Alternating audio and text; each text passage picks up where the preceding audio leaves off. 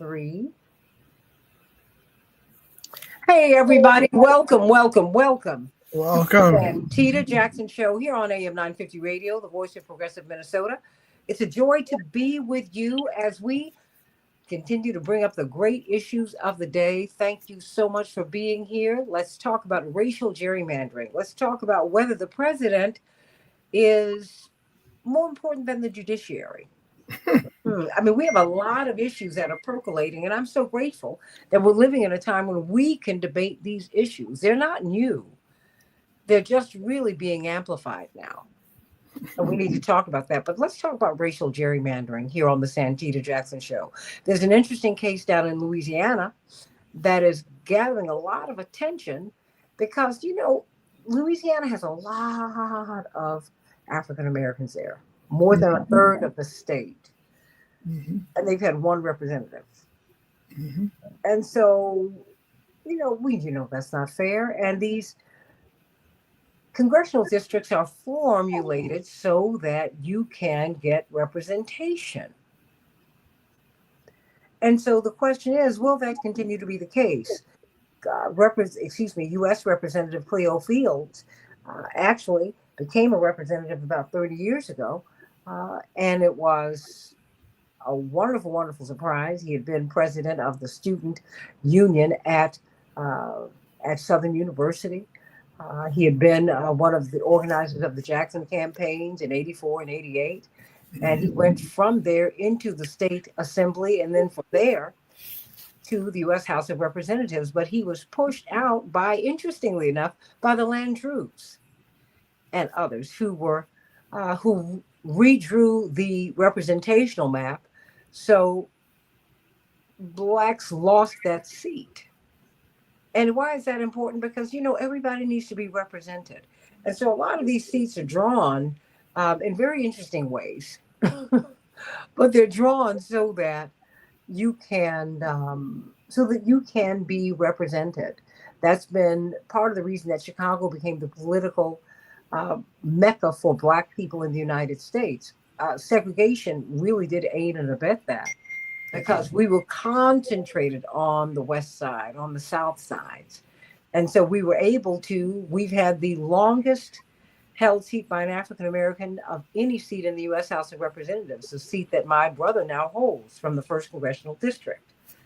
And that's because we were concentrated. And then we were concentrated in another pocket on the south side, then in a pocket on the west side. So you got 3 congresspersons, and it's all fair. And you've got Latinos who are getting representation. All of that's really important because that's America, right? So what is going to happen with this so-called racial gerrymandering? Let me read from this article in The Guardian. U.S. Supreme Court sharply divided on Louisiana race-based redistricting case. The U.S. Supreme Court, Sam Levine writes, appeared sharply divided on Monday on whether it should strike down Louisiana's congressional map because the state added a second majority Black district. The case arrived at the Supreme Court after years of legal wrangling over Louisiana's congressional map. It centers on the drawing of the state's 6th congressional district, a majority Black district that stretches in a diagonal slash across the state and is currently being represented by a Democrat. The case is being closely watched because Republicans hold a narrow majority in the U.S. House, so a ruling upending the map could have significant partisan consequences. It also comes as the court has worked through a series of cases in recent years regarding protections for minority voters in redistricting cases. The justices could use this case as a vehicle to weaken the Voting Rights Act or give more leeway to lawmakers to draw districts that sort voters based on race. Is it race or is it representation? So we've got attorney Anastasia Sanat, brilliant lawyer, my soror, of course, but she's a brilliant, brilliant lawyer, has really been doing so much work in the immigration space, but she also understands voting rights law. She understands the law. We've got Dr. Robert Starks, one of our senior and preeminent Black political scientists. And I want to Northeastern Illinois University and Well, what do you think? I mean, is it race? Is it representation? Why? What is this? It's both. It's both race and representation. It's ironic that you said that Louisiana has a third of its population black, Well, yeah. one representative. The same thing happened in Mississippi. Mississippi has more than a third blacks in the state and Hmm. one representative. Arkansas has no blacks in Congress, period. Okay, so this goes on and on and on, and it is racial, and it is based on making sure blacks do not have the reputation that they deserve. Hmm. One last thing: remember, the Speaker of the House in Washington is from the state of Louisiana. And so, what do you think He's he's? pushing to keep it the way it is. Hmm. Absolutely. So, what does that mean? Because one of the tragedies of Hurricane Katrina, Dr. Robert Starks and Attorney Anastasia Sinat, was this: the just follow me. The Department of Labor, and this was under the Bush White House, weakened the immigration and labor rules so that people from South and Central America could come here and rebuild the Gulf region cheaply. Mm-hmm. And but 1.3 million people were removed from Louisiana and Mississippi, some parts of Texas. Mm-hmm. And it blew a hole in black representation because now you have black folks some of everywhere. Um, and and who knows how that'll work out ultimately, but you did have a huge swath of black people who were removed from their historical homes in Louisiana in particular. Mm-hmm.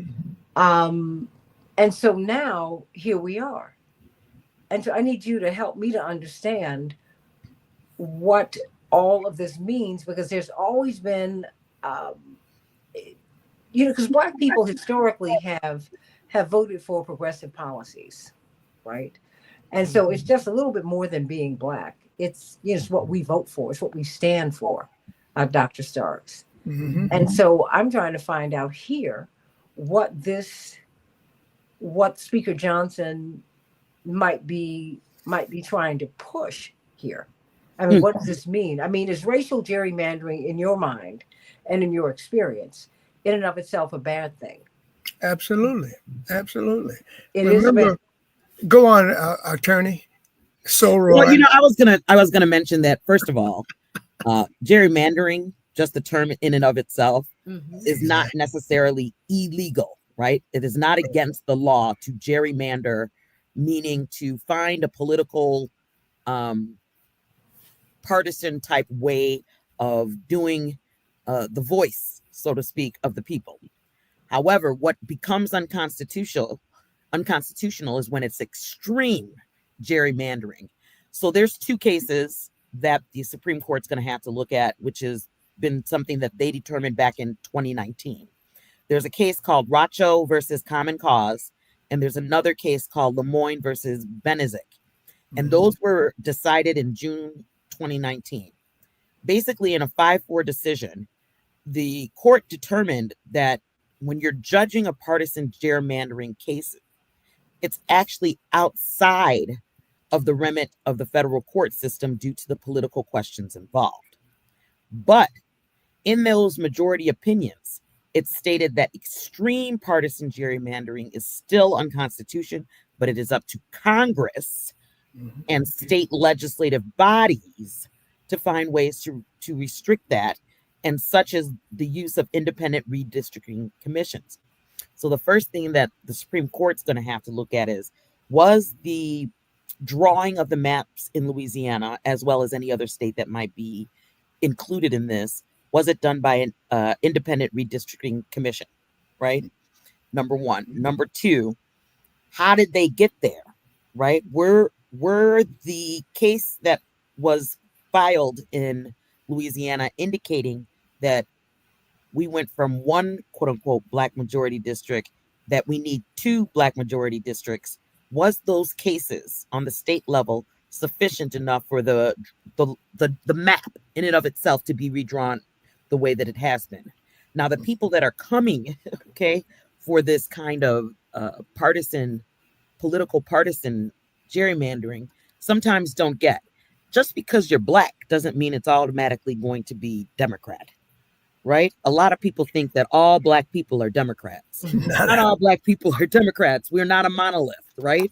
We have varying opinions. We have varying degrees of interest. So but for a lot of these individuals that don't understand what it means to redistrict or to create a district, a lot of them believe that when you put black voice together, you just mean Democrat, which isn't necessarily the case, which is why there's a push and a challenge.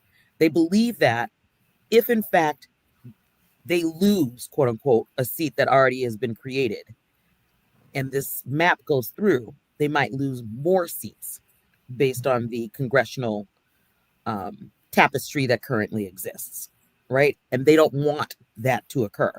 So one of the things that the speaker, and I think Dr. Starks, you brought this up about Speaker Mike Johnson, what are some of his goals? I think there was an article by The Guardian that indicated that he wanted to remove some of these checks and balances, right? So we have the executive branch, we have the judicial branch, we have the legislative branch. Mike Johnson is trying to push the envelope to getting rid of the federal courts. Precisely. And that is astonishing, which encourages, I would hope, in 2019, most of the majority at that time had already been appointed by President Trump. So the question would be, right, truly, how is it that you would defeat yourself by ruling against this map or for this map? Because that's really what's going to happen. If Mike Johnson continues to push the narrative that we don't need judges and we don't need federal courts, who's going to be the check and the balance to the executive versus the legislative branches? So I think that's where the real larger issue is that people need to be more concerned about. You're right on the money. Absolutely. And that's why he's pushing what he's pushing. But please remember now that this whole thing boils down to the 2013 Supreme Court decision led by Santita's good friend, Clarence Thomas. No. Put him on me. Oh, no. But, No. Why's he got to be her friend? No. friend, Biden put him in your butt. Yeah, Biden put him in. You're right. Oh yeah, no. Because you remember he was at the top of the heap of the Judiciary Committee, and they played a real game with Clarence Thomas. And this was what's so insulting about putting Clarence Thomas in the place of Thurgood Marshall. That's right. Okay, as if black people are interchangeable, as if traditions more than that, moreover, are interchangeable. Black people, for the most part, looked at his record and did not support him until he injected race, until he said, "Oh, this is a high-tech lynching," and then we said, "Oh my goodness, I think he gets it. And when he gets there, he's going to remember." I said, "Are you serious?" That is no, he's not going to do that. That's not what he was sent for. That he wasn't brought here for that. And look at him. He's been to the right of Attila the Hun, and now it is his court. We're now looking at a Thomas court. Yeah, Justice Roberts is the Chief Justice, but the tone of the court is set by the ghost of Antonin Scalia and the person of Clarence Thomas. And that's a great segue into what happened in North Carolina. There's this case called Harper versus Hill, and basically a 3-judge panel in North Carolina. They threw out like a gerrymandering electoral map, right, in that decision. And the reason why they did it, this was October 2019, so this was after the Supreme Court decision. But they said they violated the Constitution to a disadvantage to the Democratic Party. Fast forward, this 3-judge panel gets changed, right? And the decision is voted down on party lines and was overturned in April 2023 by a new ruling but in the same case. So believe it or not, and I emphasize this during the election cycle, it's important what judges you vote for, right? It not only protects your vision of what's constitutional and what's not constitutional, what doesn't go about the free and equal elections clause of the Constitution, but you have to also think about what happens if it should change, right? Once it's Democratic, it's okay. Once it's Republican, it's not okay. And that's where we are right now. And that's what the Supreme Court is doing right now. Are they really doing things on behalf of the people, or are they doing things on behalf of a party? Well, you know, what's interesting is today, Mhm. fewer and fewer Americans are adherents to their party. More and more Americans, well, no, I think more and more Americans, as these checks start drying up, Dr. Starks, you are going to see the right and the left meet, because more and more people are going through the same thing. You now have people who voted for President Trump who said, wait a minute, I didn't vote for this. My farm subsidy is not coming through. My Social Security is in jeopardy. And I got fired from my job, or my son got fired. Now, mind you, I'm not with the whole myth of government, of the fraud and abuse being on in every place but the Pentagon. There's no other government agency that could flunk an audit 7 consecutive times. The Department of Education could not flunk an audit 7 consecutive times. Social Security. I thought it was the Department of Defense, not Education. What I'm making a point. Okay. That it is the Department of Defense. The Pentagon has failed 7 consecutive times, but not the Department of Education, which has been eliminated by fiat. Social Security is being ended by fiat. Because nobody's flunked but the Pentagon. And now we see, but that's an internal fight. I'm convinced of what's happening with Signal and bringing Jeff Goldberg, who's absolutely establishment and all of that. We don't know what that's about. That's way above my pay grade. That having been said, I'm saying I think you're going to see. I think American politics is a very interesting time that we're living in, Dr. Starks and Attorney Sinat. Because we don't know where this is going to go politically. I mean, we do, because we look at the Reconstruction era from the 20th century, where white Southern Democrats effectively controlled redistricting throughout the Southern United States. And what did it do? It impacted African Americans and other minorities. But I'm making another point. Their voice. But no, you're right. Their voting impacts. But I'm making another point. Now whites are losing their rights. And that is, we haven't seen, that's going back to the American Revolution.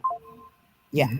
Because now you have people, I'm just telling you, it's just something I see, because now people are now beginning to talk. You have a young man in one city, I just bumped into him, and I'm going to try and find him, Mr. Joe Malloy.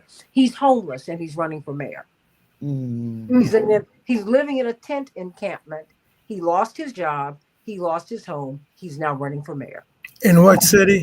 I'm going to find it. Let me just keep on here, because I do agree that the point that you're effectively saying is that minorities have been deprived of their franchise rights for longer, than most other minorities. And so when we're thinking about how is racial gerrymandering different than political or partisan gerrymandering, there is a difference. Racial is actually allowed, but partisan is where people find unconstitutional. Well, absolutely. But this is Joe Malloy from Seattle, Washington. An unhoused Seattle man, I have him in my notes. Unhoused Seattle man runs for mayor from a tent. He said it's a humanitarian crisis. Joe Malloy said he never planned to enter politics. But after moving to Seattle, and this is reporting from The Guardian, and losing his job during the pandemic, a year ago, he found himself evicted and living in a tent encampment. After losing his home, he learned the hard scrabble skills of what was required to live on the streets from other homeless people. And the location of free food banks, which organizations offered showers and toilets. At the encampment, he speaks to other residents and hears stories very similar to his. he became convinced that there had to be a better, long-term solution than the dozens of tents pitched alongside his own. It was from this tent that Malloy launched his unlikely bid for Seattle's highest office, seeking to unseat the incumbent mayor by tackling the crisis head on and pushing a progressive agenda, including everything from a living wage to access to health care, working out of a shared office space in the city's sanctioned encampment known as Tent City 3. He's running his campaign via social media and word of mouth. I'm reaching out to him now because I want to get him on. I'm saying you never know what with this dynamic social and political and cultural environment. That's what I mean by Anastasi.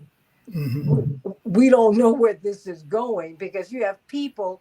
What did my pastor's wife, Reverend Clay Evans, you remember Mrs. Luther May Evans, she used to say, baby, you know where you've been, but you don't know where you're going. Sure. But we can see the writing on the wall.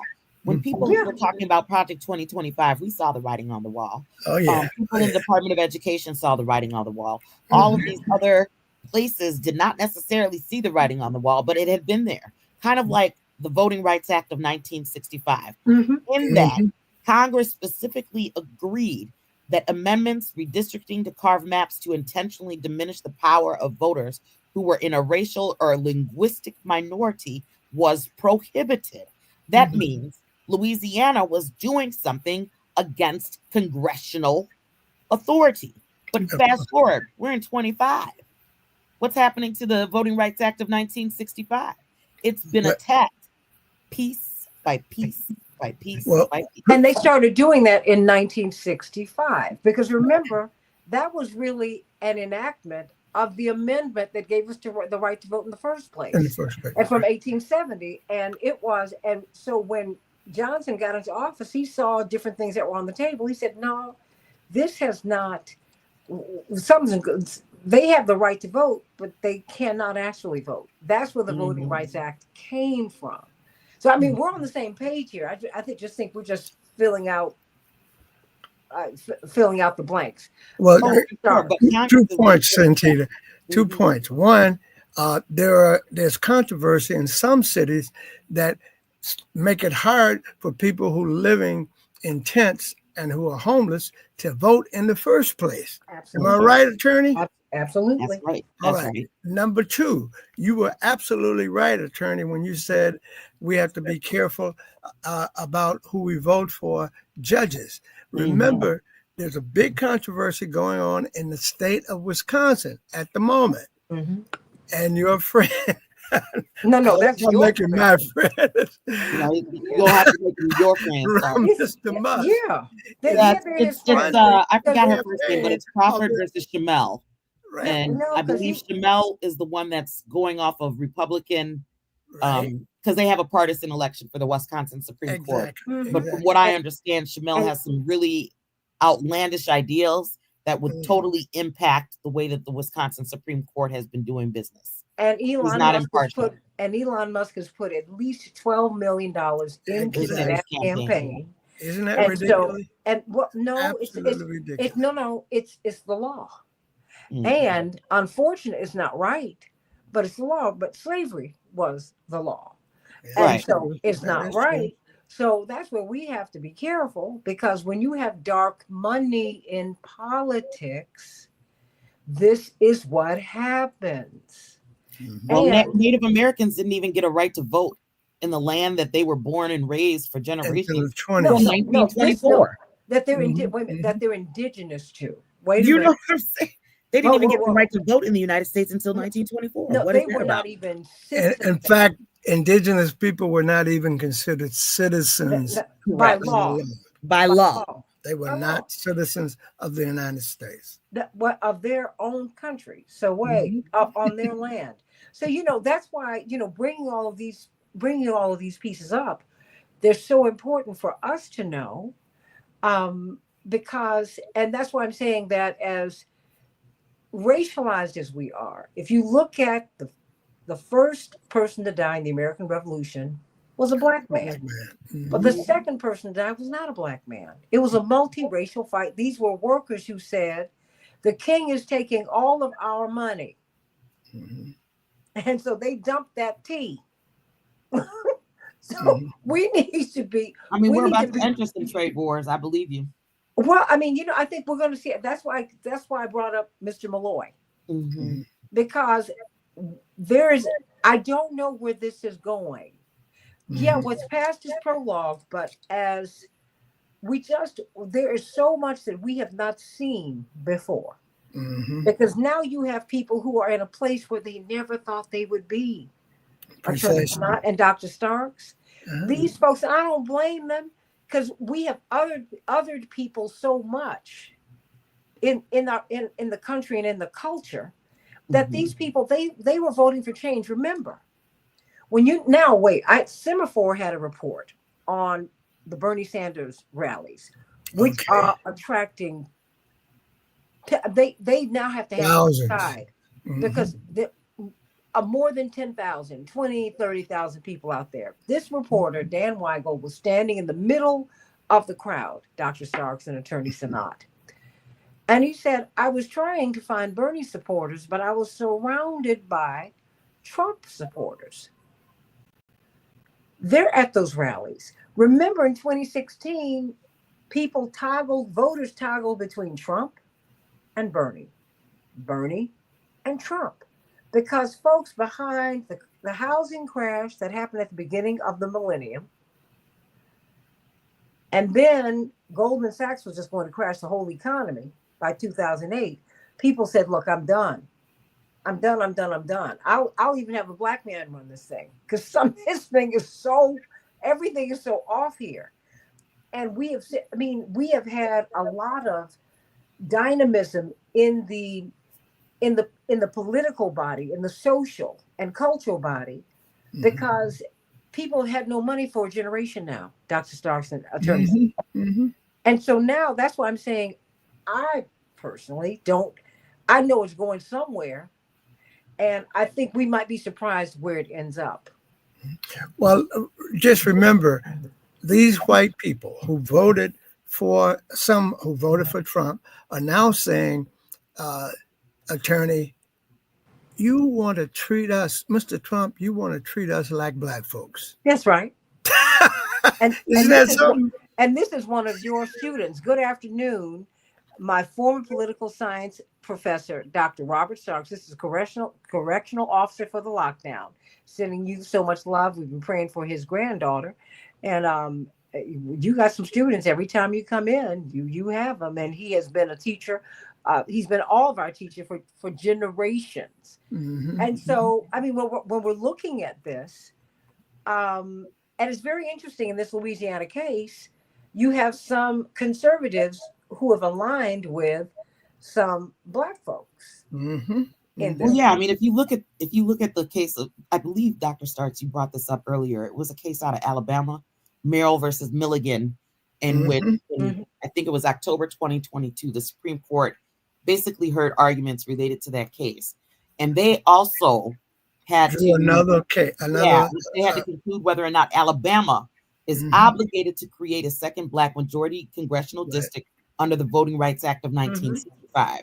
Now, they were packing people of color into the 7th district, but then they were trying to separate the rest of the black electorate into 6 white majority districts. Now, but what that ends up doing is it dilutes potentially the voice of the black people. So when we're thinking about what you were bringing up with Malloy and the voice of the homeless, how is it possible that we can hear from the homeless if, like Dr. Stark said, A, they don't even have an address, B, the executive order that Donald Trump tried to sign off indicating that now they've got to show proof of citizenship. If I don't have a home, I can't get my passport, I can't get a state ID, I can't get any of those license, a driver's license. I can't get any of those things in order to just vote. But you're right, but he still exists. And so we don't know what will come out of this.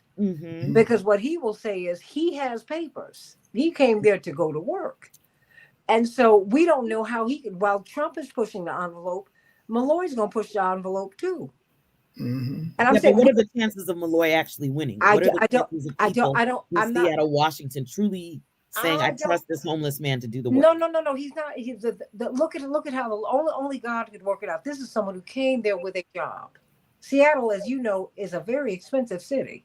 He Mm-hmm. came there with a job. He lost his job and he lost everything. So clearly, he's got some academic credentials. And it's sad that he would need to have those things in order to matter to folks. But he knows enough about the system to step back and find a workspace Mm-hmm. and say, now you know what? There's got to be a better way. Because before I was over here, I'm number one, I'm in a place where I never thought I'd be. Mm-hmm. I went to school. I got a great job in Seattle. I Right. got a nice place to live. Now don't have any of those things. It's like Moses. Mm-hmm. Moses was, his mama put him in, because they were killing all the Hebrew boys. His mama put him in a little basket, pushed him up the river. Lord, somebody please take care of my child. He ends up in the king's house, the favorite child. And when he found out who he really was, he went, oh, wait a minute. And he changed the world. Well, look at You, what happened to Dawn Robinson. She's the singer, how right? we The gonna go American from singer and actress from how we Lucy gonna go Pearl, and from she ended up being homeless. Moses to Dawn Robinson from In Vogue? But I got you. I ain't Oh, mad. I'm just saying, But richness. no. But didn't I just say my pastor's wife said, you know where you've been, but you don't know where you're going? Exactly, sure. But I'm saying this homelessness affects I'm so having many fun people. with you. Okay. But no. I'm saying with these Dr. Stark, jobs, jump in at any time. no. She and I do this all the time. But my point is, I mean, I think we're saying the same thing. In life, you don't know where you're going. You don't know where That you're is going. I true. mean, Dr. Homelessness affects King everybody. was on track to become a great academician, to have a huge church, to have a Mhm. completely different life. Dr. King was what you would call a black Brahmin. This Mm-hmm. is someone who was able, he went to the Atlanta University lab school. His Mhm. parents attended their choir sang at the Gone with the Wind premiere. His parents, there is a photo of Reverend Martin Luther King Sr. and Mrs. Alberta King on the red carpet at the world premiere of Gone with the Wind. They were in attendance. My point is, he was from the top of the black world. Father had one of the biggest churches. He was able to travel overseas before he even got to college, and he went to Morehouse. Then he was able to go get his master's and his PhD. His feet never touched the ground. He did. His father paid for it all, but he had another kind of epiphany somewhere down there in Montgomery, Alabama. And he ended up casting his plight, and his lot in life with the least of these. Mm-hmm. And everything changed. The same thing happened to Gandhi, right? And Mm-hmm. I'm saying we don't know. I mean, and it's these people whose life circumstances kind of turn them upside down, right? People In go from fact, I put in in one of your chats how one of my friends from college, obviously we have college degrees. okay, He's you said currently in a situation say that. in which he needs assistance because he himself played NCAA Division One basketball, went all the way to the NCAA competition, has a business degree, a master's degree, lived at one point in a $350,000 house, and then boom, things happened, and now he's homeless and he's facing homelessness. Mm-hmm. I've been unable to call him personally, but I remember asking him and telling him, hey, if you need a shower and you need a place to lay your head, I have an extra spare room. Just come on through. But pride keeps us from doing so many different things. But what I do know, going back to the voter part, right? What I do know is his voice is not going to be heard like everybody else's because of what Dr. Starks, yourself, and myself have been talking about. How am I going to get an ID? Mm-hmm. How am I going to prove? How am I going to register to vote when I don't have an address But you or a know what? home? It'll be the most privileged among us who will figure out the system. We don't know. While that is true, you're absolutely right. We don't know how the Joe Malloys and those who have been privileged, who are now facing dispossession, how they might use that to change the world. because that's often what happens, right? Right. I mean, the Right. people who get cast all the way out, and then they go, oh, wait a minute, hold on, wait. This isn't right. That's what happened to Gandhi he was a proper English gentleman in South Africa. Hmm. And then they treated him like he And was a threw him Catholic. off the train, right? Oh, he said, wait a minute, wait. No. It was like, no. I mean, it's those experiences that change us. Hmm. And I mean, and you at some point you have to just thank God for them, because you never know how God is going to work it out. That's my only point. But please keep in mind that one of the things that I tell everybody Mhm. about Elon Musk, I said the first thing you should understand about him is he's from South Africa, Apartheid. born and raised in an apartheid Mhm. system. So he's playing it out in this country. Second is that MAGA simply means going back to pre 1965.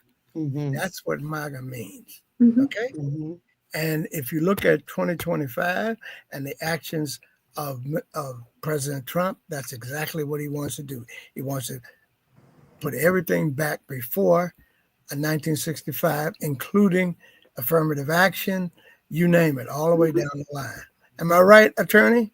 Of course, I believe the theory that you're exposing to the world is yes, they want to go back because there was Tonight. no time in the American history, especially Okay. for African Americans, in which it That's was great. There's that's not a pinpoint of Mhm. time for indigenous or Native Americans in which America and its existence was great. There's so many different people we can highlight. Chinese Exclusion Act. Chinese didn't like that, right? right, Indians, right. they weren't even considered white. They fought to be considered white, but they became Asian and excluded. Mhm. Japanese, they were put in internment camps. Who does that benefit by going back to any of these quote unquote traditional values? It You got doesn't benefit minorities at all. The not only at all. people that it uplifts and benefits is white supremacists. But I want to go back to what you said, Santita, about the white people that didn't realize who they really were, right? And I think that's interesting because so many of them are on welfare. Farmers are on welfare. So many of Mhm. these mothers that are seeking, I guess they call it SNAP benefits, which is the Supplemental Nutritional Act Mhm. program, right? And all of Mhm. them are getting SNAP benefits, not realizing that's welfare, that's government assistance. Getting Mhm. housing vouchers, that's government assisting. Getting any type of voucher in order to assist with their livelihood Mhm. or anything like that, they didn't realize, oh no, you're the majority. There's only 12 million people that are considered illegal, but they don't get any of that government assistance, first and foremost. Second of all, when you're talking about the 40 million Black people that are in the United States, they too do not represent the 40 million people that are actually receiving those benefits. That would be the majority, which are white people. So for them to figure it out now and then to be upset when Social Security is about to leave them, when Medicare, which they use right now, is about to leave them, Medicaid is about to leave them, Yeah. all of these other SNAP and health Educational services, right? educational services. But So Mhm. many of them have disabled Mhm. children. They can't even You get the got it. services for their disabled children but anymore. but but you Mhm. have a lot of Black people who didn't appreciate the Department of Education. Okay. The fact is, there's been a movement to end the Department of Education since it was started a little In more than 40 years ago. 1979. Okay. Mhm. Mhm. Mhm. I mean, Dr. Mary Frances Berry, the first Black American to head a major white university, University of Denver at University of Colorado at Denver. She was tasked by President Carter with pulling education out of HEW, health education and housing, was it health education and welfare, and Mhm. creating the Department of Education. Right, right. Many of us did not really appreciate that and did not fully understand the point of the Department of Education. They have been pushing to end the Department of Education since it was initiated. And Well, I'm, they've I'm simply saying, successfully created yeah, but chaos. yeah, absolutely. But no, but the point and the privatization, the attempt to privatize the postal service and Social Security, everything that has been something that conservative Democrats have tried to usher through. not just Republicans. This is corporatism. We don't live in a democracy. We live in a corporatocracy. But Santita, remember, the post office traditionally has hired more Black people than any agency in the government. But what I'm saying is these corporatists want their hands on that. I agree with that. All of these jobs have been at the core of the Black middle class. Right. But I'm saying it even goes beyond that. These people want to make money, Dr. Starks. Yeah, that's true. And because they're firing workers anyway, because a lot of things are moving into automation. So there's some things that cannot be automated. When you're talking about disability claims, I agree with you that Black people did not file enough complaints on the disability I didn't say that. rights I that they didn't say could that. get them. I'm saying a lot of us don't even understand what these departments do. We're about to find out. Everybody's going to find out. Sure. Once they start losing services, then they will find out. Well, I mean, look, I got a father who's disabled now, so trust me, I'm feeling some kind of way about it. And fortunately, he's got support. Yes. But the fact is, my point is, everybody's about to feel some of this. Everybody.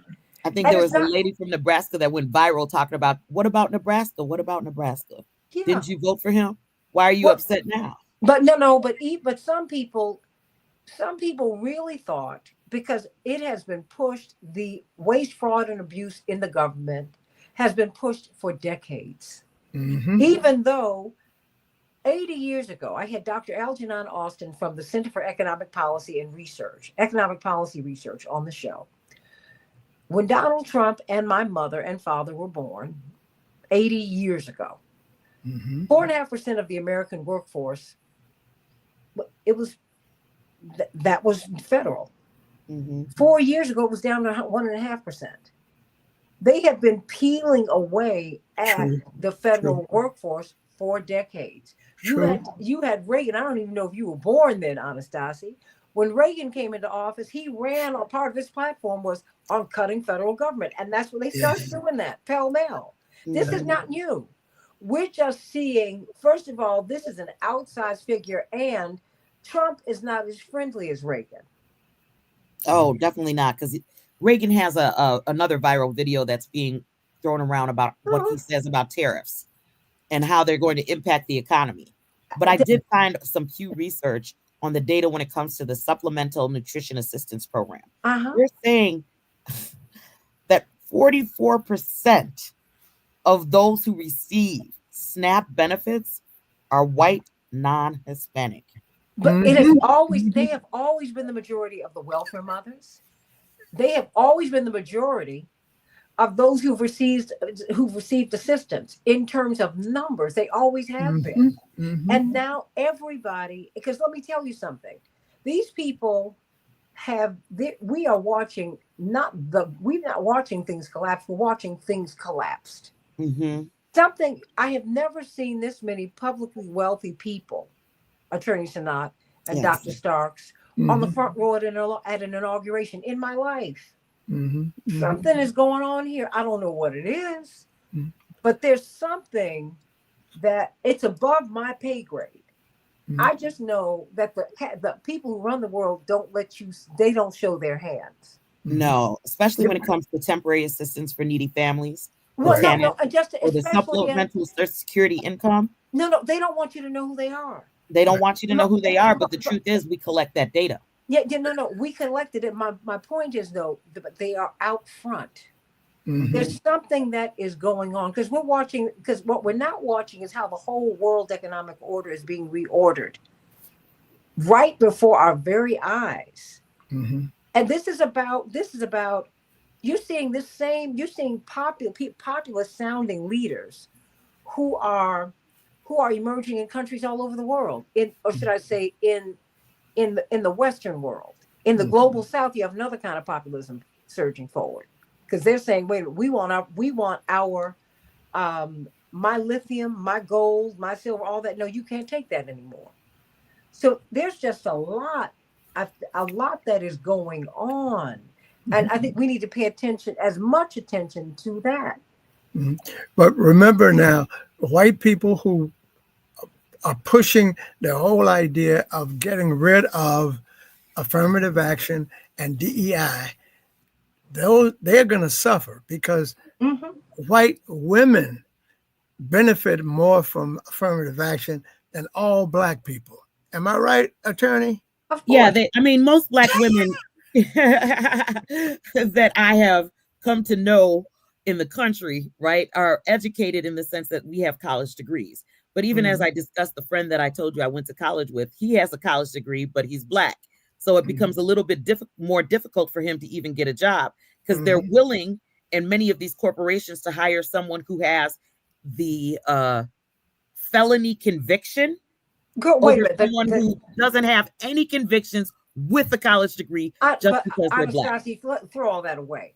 It has been shown, the data also shows that a white man with a high school diploma has a better chance of getting a white collar job than a And black. MBA. Isn't that So, terrible?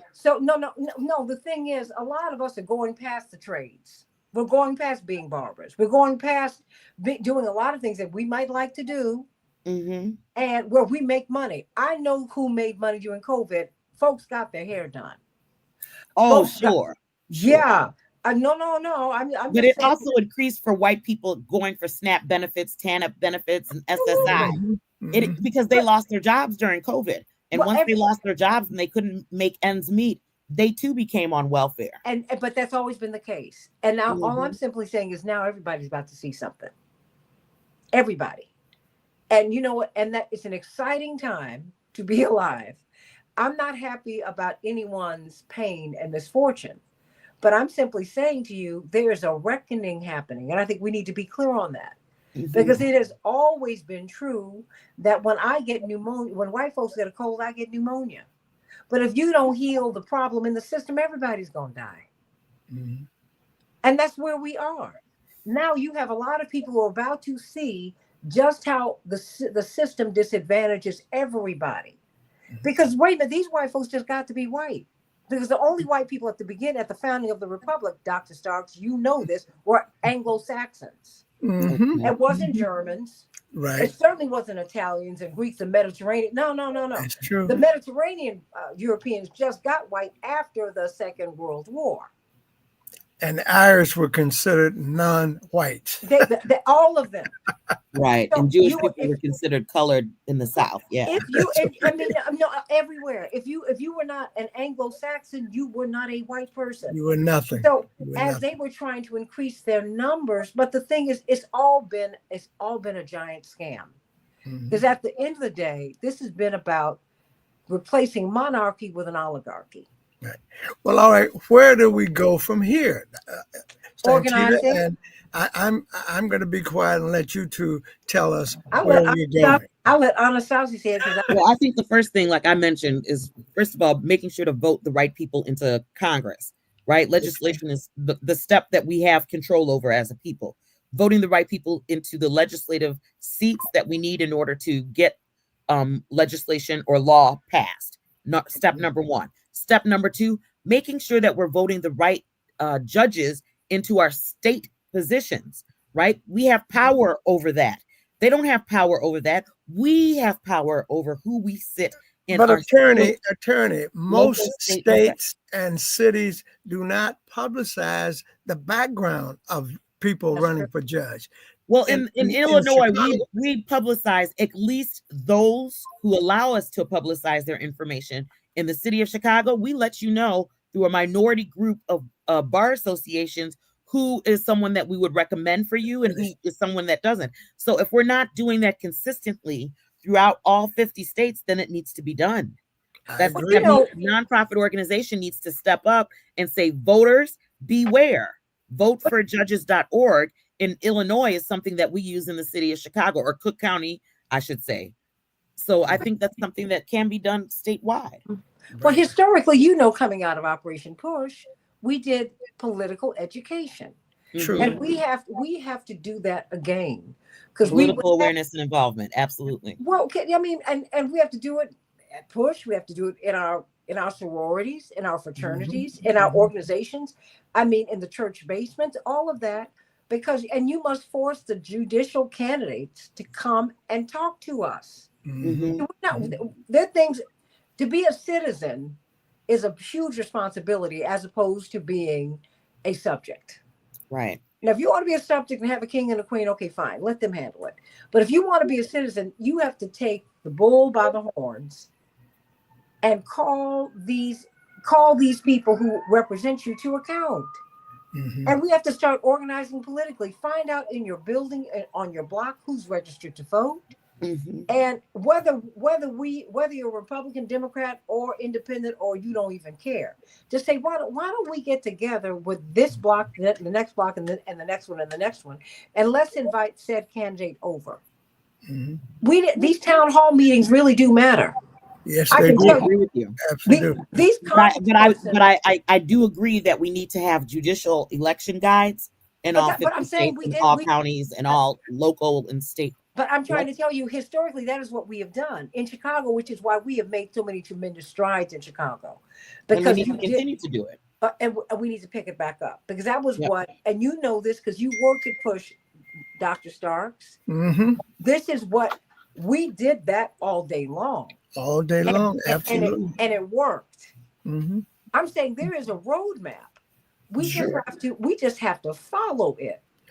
I mean, the But, Alliance of Bar Associations that I was talking about that do the judicial screenings of these candidates, mm-hmm. that is a perfect roadmap to be instituted in all 50 states. I in agree. every county across the United States of America. If we can start scrutinizing the judicial candidates on the local and state level, we'll have a better, more impartial system that will be Mhm. fairer to the people. And I'm simply saying to you, it has happened before, and all we have to do is do it again.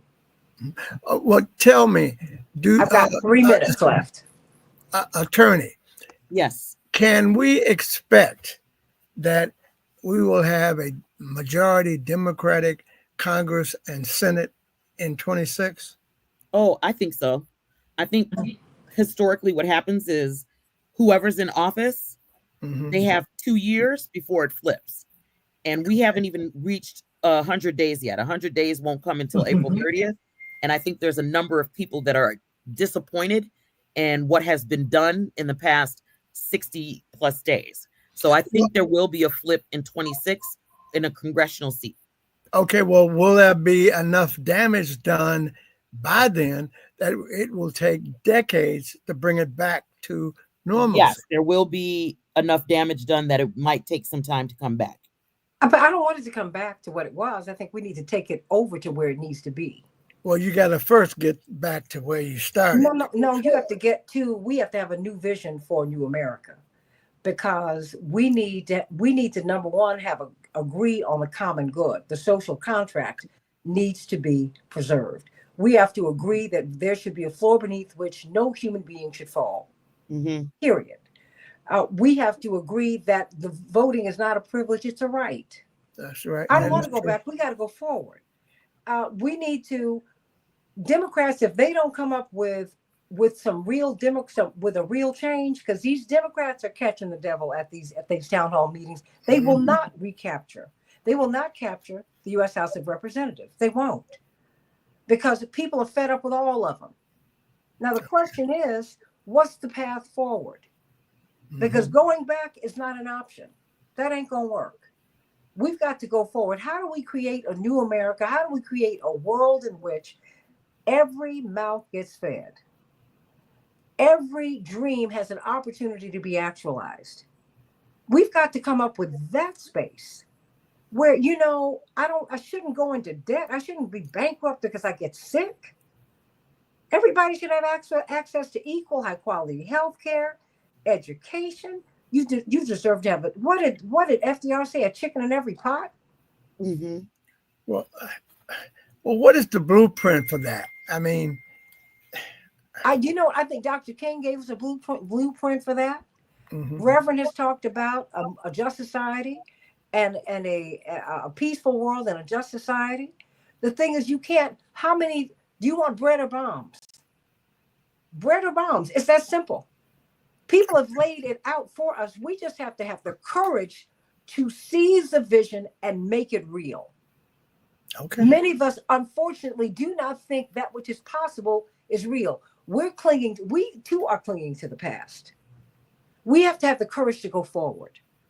We too have to dream a world, as the book says. Okay. All And right. what's that world look like? I mean, someone as brilliant as Anastasia, she should be running for judge Absolutely. and do whatever it is that Absolutely. she wants to do. Hmm. DEI, first of all, I mean, look, enough of that. What I want us to have a world in which everybody gets the opportunity to shine. Well, Period. thank you for the vote of confidence. I appreciate that. Well, no, no. Well, you got it because I know how brilliant you are. Thank And you. the thing is, and Absolutely. what we have to, but we that's why I bring you here so people can know what a diamond you are. Oh, Dr. Starks, brilliant, and has been Mhm. brilliant, and it could teach anywhere, but has chosen to teach people who other folks deemed unteachable. Yep. No, no, no, no, no. And you have educated, you've raised up a nation in your own way. So everybody, let's go forward. We don't need to go back. Okay. I agree. No, no, we need to go forward. I don't want to Snacks. make it, I don't want to make it great again. I don't want to go back to where we were. No, because the system was broken before. You know that. Right. We're still trying to fix it. Now I want to fix that. Some things you need to go. You know what? I'll give y'all this. I've lost 240 pounds. And I was determined to wear the clothes that I wore. I lost 100 pounds and I was wearing the same clothes. And a very dear friend of ours, Betty Odom, who's a pioneer in radio here, a registered nurse, Fisk graduate, Harry graduate, all of that, veteran, blah, blah, blah. I went by her salon. She brought uh, black beauty to Chicago. She would spend a lot of time over in Europe because she was also a high fashion model who's married to a big doctor. She had a big life. And Mrs. Odom said, you need to let that go. I said, well, no, I just want to wait until I get to. She said, no, no, no, no, no. That is already behind you. Now let's go forward to where you are going, where you want to be. Let those clothes go. Give them to somebody else. You get out of those. Let's go forward, everybody. Happy Okay. days can be here, not again. They can just get here. Okay. Well, I'm happy that I'm get to end on that note. Let's Yeah. move forward. And like I said, the two things: vote for the right legislator and vote for the right judges. And I'm gonna bring you on here so you can help us to decipher. I mean, I want you to take us through the questions that we need to ask. Yeah. Okay. I Well, mean, I literally have 30 seconds. yeah. I look forward to voting for Judge Senate. Oh, me too. Come on. Peace You're and laughing. blessings, all of the Santita Jackson and friends. I'm not laughing. I'm I very know serious you're not about it. laughing. You serious. I'm very serious. Why not? I And I know dream you're a gonna world. call me on it. I dream a world. I dream a world. Yes. How about that? If this homeless man can say, you know what, something is not right, you don't know, he might become the mayor. And I hope that if he becomes the mayor or becomes a voice, he keeps that mission and becomes a voice for the voiceless. He Yeah. can change the world. I'm not going to say what he can't do. I'm going to talk about what he can do. Yes. All you need is a changed mind. With a changed mind, you can change the world. That's so That's, true. Doctor. that's all you need. Jesus didn't have a dime. We're still talking about him. He's still raising Cain and raising us up 2,000 years later. Gandhi didn't have a dime. Dr. King didn't have a dime. Reverend ran for Malcolm didn't president have with a it. Kentucky Fried Chicken bucket. And our plane crashed at the end of the 84 season. It was the most decrepit plane, but it got us from here to there. Hey, Malcolm didn't have them. All these folks. Medgar wasn't wealthy. John Brown had nothing. So come on. Blossom where you planted. Let's go, everybody. Let's create the world that we need. Come on. I love you, everybody. AM Love 950 you. Radio, the voice of progressive Minnesota. I love you. Everybody love everybody. That's what we need. AM 950 Radio, the voice of progressive Minnesota. I'm Santita Jackson. Thank you. Tomorrow. Bye-bye. Goodbye.